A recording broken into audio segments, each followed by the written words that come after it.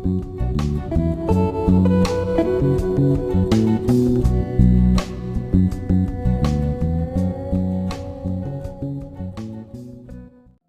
kita ini malas? Atau ada apa dengan kita? Ada istilah yang namanya burnout atau kelelahan mental. Burnout merupakan istilah yang digunakan untuk menggambarkan kondisi stres berat yang dipicu oleh pekerjaan. Burnout tidak boleh dibiarkan berlarut-larut dan perlu diatasi dengan tepat karena dapat mempengaruhi kesehatan fisik dan mental. Sebenarnya, ada banyak tumpang tindih istilah antara kemalasan dan burnout atau kelelahan mental yang dapat membuat kita sulit membedakan antara keduanya. Berikut adalah 6 tanda bahwa yang Anda alami itu sebenarnya bukan kemalasan, tapi kelelahan mental atau burnout. Nomor 1, Anda terputus dari segalanya. Apakah yang Anda lakukan setiap hari seolah-olah seperti autopilot? Apakah ada perasaan pembiaran pada diri Anda sendiri? Jika Anda mengalami kelelahan mental atau burnout, salah satu yang mungkin Anda alami, tetapi tidak begitu banyak orang sadari dan pahami, adalah depersonalisasi. Orang-orang yang mengalami depersonalisasi paling banyak adalah mereka yang sedang berjuang dengan trauma. Mereka merasakan semacam mati rasa atau kekosongan emosional yang aneh. Seolah-olah mereka melihat kehidupan di luar diri mereka sendiri. Mereka tidak merasa seperti diri mereka lagi. Mereka tidak merasa terikat oleh apapun. Dan mereka terus-menerus berjuang dengan rasa ketidakberdayaan dan ketidakmampuan yang luar biasa untuk mengambil kembali kendali atas hidup mereka. Nomor 2, Anda dulunya termotivasi. Malas adalah kata sifat, dan bila jadi sifat, maka cenderung tetap stabil dari waktu ke waktu. Orang yang malas tidak pernah merasa ingin mengerahkan upaya atau menerapkan diri pada berbagai hal. Tetapi, jika Anda dulunya memiliki motivasi dan prestasi yang tinggi, sering unggul di bidang-bidang tertentu, dan akhirnya sekarang menjadi lelah, apatis, tidak termotivasi, maka kemungkinan besar Anda lagi menderita kelelahan mental atau burnout. Bukan kemalasan seperti yang dipikirkan banyak orang. Nomor 3, dulunya Anda bersemangat. Perbedaan yang jelas antara seseorang yang kelelahan secara mental atau burnout dan seseorang yang malas adalah orang yang mengalami burnout itu memiliki hal yang mereka sukai, tapi sekarang mereka tidak menyukainya.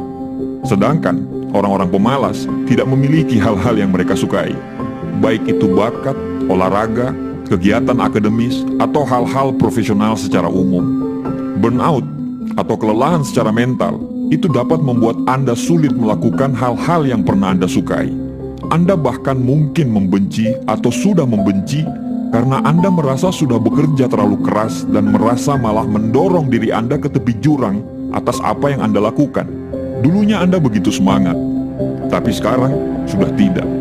Nomor 4, Anda menjadi murung dan mudah tersinggung. Apakah Anda tiba-tiba merasa diri Anda akhir-akhir ini mudah tersinggung? Apakah Anda sering merasa emosi Anda di luar kendali dan Anda tidak tahu itu kenapa? Mood yang naik turun dan gampang tersinggung adalah hal yang umum, tetapi bisa jadi itu merupakan tanda-tanda burnout yang sering diabaikan. Jadi, jika Anda mulai kesulitan mengendalikan emosi, terutama ketika hal ini dulunya tidak pernah jadi masalah bagi Anda, mungkin Anda lagi mengalami burnout.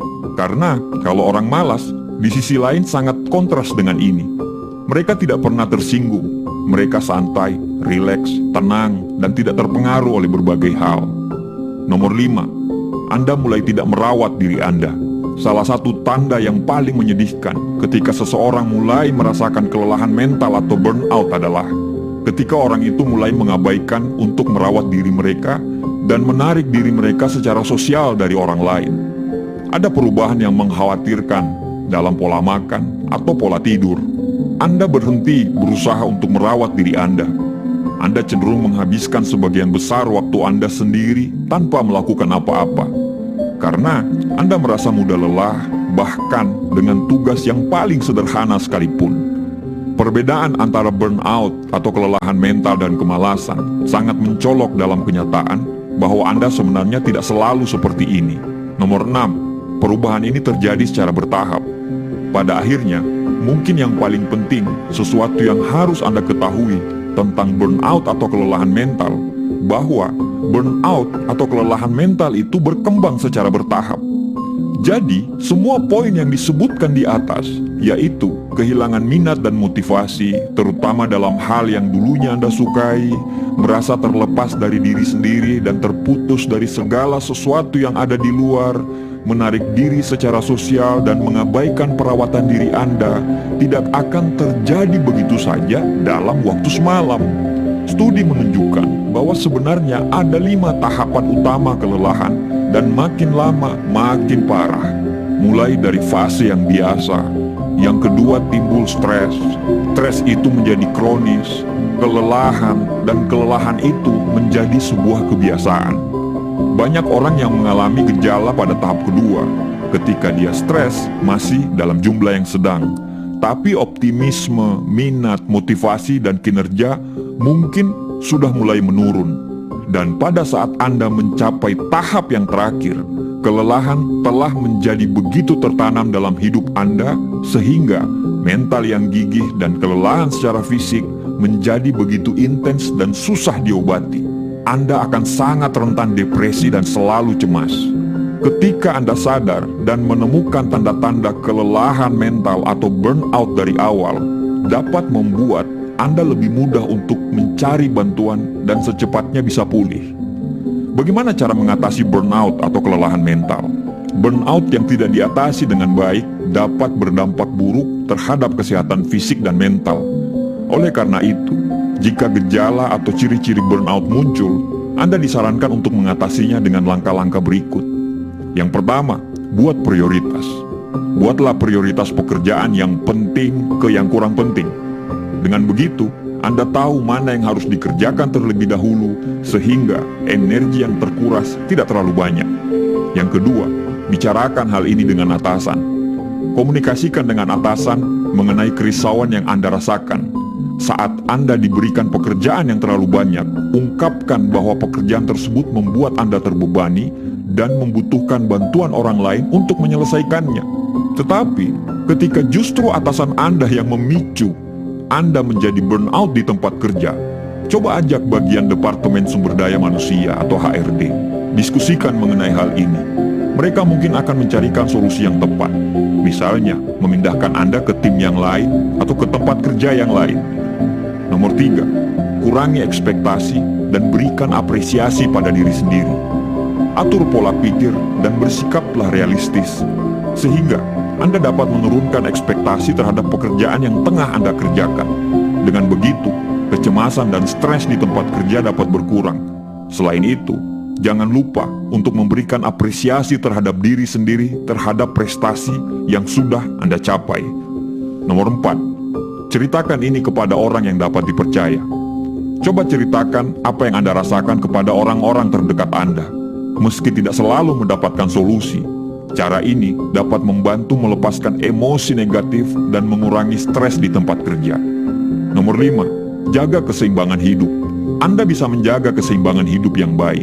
Anda juga perlu bersantai dan melupakan pekerjaan sejenak dengan pergi bersama teman-teman atau melakukan hal-hal yang Anda sukai seusai jam kerja berakhir. Hal itu akan dapat membuat pikiran Anda menjadi jernih dan Anda siap bekerja kembali keesokan harinya.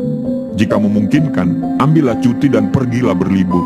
Karena ini juga dapat membuat pikiran Anda kembali jernih, semangat, dan bisa termotivasi kembali. Nomor 6, ubah gaya hidup. Terapkan gaya hidup yang sehat dengan cara mengkonsumsi makanan sehat, rutin berolahraga, dan tidur yang cukup.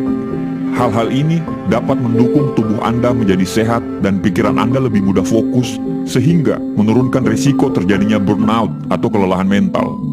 Burnout atau kelelahan mental dalam pekerjaan tidak hanya berpengaruh pada hasil kerja Anda, tapi juga dapat merenggangkan hubungan dengan orang-orang sekitar dan menurunkan kesehatan Anda. Oleh karena itu, apabila ciri-ciri burnout atau kelelahan mental muncul, segera atasi dengan cara-cara di atas. Jika cara tersebut telah diterapkan, tapi Anda tetap mengalami burnout atau kelelahan mental, coba konsultasikan kepada orang yang ahli atau psikolog. Anda akan mendapatkan penanganan yang tepat dari mereka. Itulah 6 ciri-ciri kalau Anda mengalami burnout atau kelelahan mental.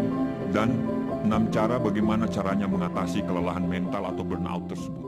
Semoga video ini bisa bermanfaat.